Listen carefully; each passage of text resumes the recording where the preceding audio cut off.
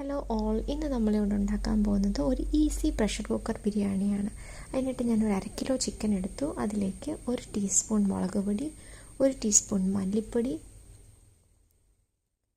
ഒരു 1/2 ടീസ്പൂൺ മഞ്ഞൾപ്പൊടി, ആവശ്യത്തിന് ഉപ്പ്, 1 ടീസ്പൂൺ ഗരം മസാല, 1 ടീസ്പൂൺ കുരുമുളക് പൊടി.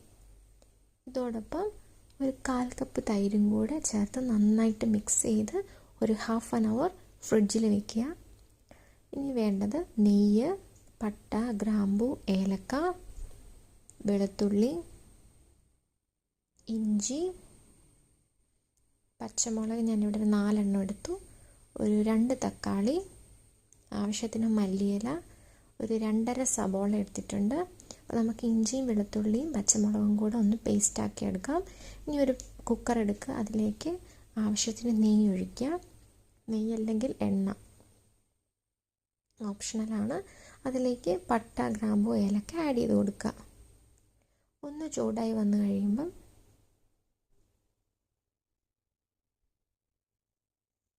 നമുക്കതിലേക്ക് അരിഞ്ഞു വെച്ചിരിക്കുന്ന സബോള ആഡ് ചെയ്ത് കൊടുക്കാം. ഞാനിവിടെ ഒരു 2.5 സബോളയാണ് എടുത്തിരിക്കുന്നത്. നമ്മുടെ ബസ്മതി റൈസും 2.5 കപ്പാണ്. 2.5 കപ്പ് ബസ്മതി റൈസിന് 2.5 സബോളയാണ് എടുത്തിരിക്കുന്നത്. നന്നായി വഴറ്റി കൊടുക്കുക. ഞാൻ കുറച്ച് ഉപ്പും കൂടെ ആഡ് ചെയ്തിട്ടുണ്ട്. ഒരു ബ്രൗൺ നിറം ആകുന്നിടം വരെ നമ്മളിത് വഴറ്റി കൊടുത്തുകൊണ്ടിരിക്കണം. അങ്ങനെ നമ്മുടെ സബോളയുടെ കളറൊക്കെ മാറി. ഇനി നമ്മൾ പേസ്റ്റാക്കി വെച്ചിരിക്കുന്ന ഇഞ്ചി, വെളുത്തുള്ളി, മുളക്, ഈ പേസ്റ്റ് ഇതിലേക്ക് ആഡ് ചെയ്ത് കൊടുക്കാം.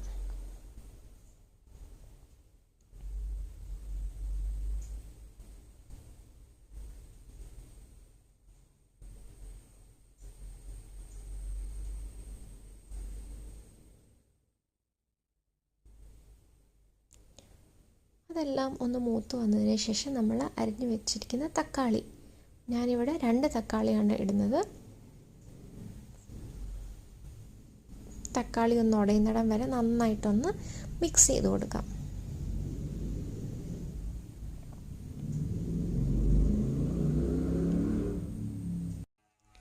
തക്കാളി നല്ലപോലെ ഉടഞ്ഞു വരാൻ തുടങ്ങിയിട്ടുണ്ട്. ഇനി നമുക്കിതിലേക്ക് നമ്മുടെ മാഗ്നേറ്റ് ചെയ്ത് വെച്ചിരിക്കുന്ന ചിക്കൻ ഇട്ട് കൊടുക്കാം. അപ്പോൾ ചിക്കൻ ഓൾറെഡി എല്ലാ മസാലകളും ചേർത്ത് വെച്ചിരിക്കുന്നതാണ്. അപ്പോൾ ഈ ഒരു സവോളയുടെ ഒരു പേസ്റ്റിലേക്ക് നന്നായിട്ടൊന്ന് മിക്സ് ചെയ്ത് കൊടുക്കുക. ഒരു 3 മിനിറ്റ് നമ്മൾ ഇതുപോലെ 3-4 മിനിറ്റ് ഇതുപോലെ മിക്സ് ചെയ്ത് കൊടുത്തോണ്ട്